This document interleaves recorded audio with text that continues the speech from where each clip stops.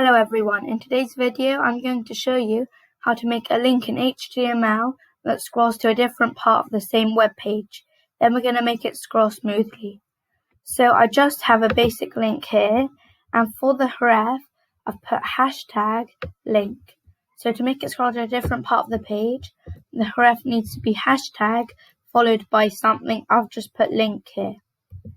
Now I'm going to make a paragraph and say QWERTY. This can be whatever you want. And sorry, I put /p there, /p I meant.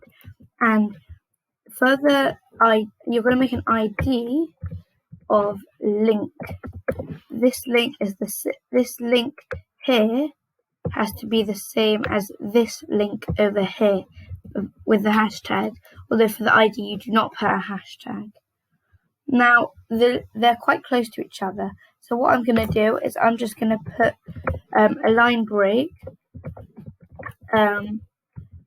many times so that they're at completely different parts of the page. Pasting line breaks, and now when we wait for this to load, you can see here as I scroll down, you've got the link at the top, and then all the way at the bottom you've got QWERTY. So if I click on the link now, it's automatically taken me straight to the bottom, and I didn't need to do anything. So now we're going to smooth the scrolling. So the HTML, the scroll behavior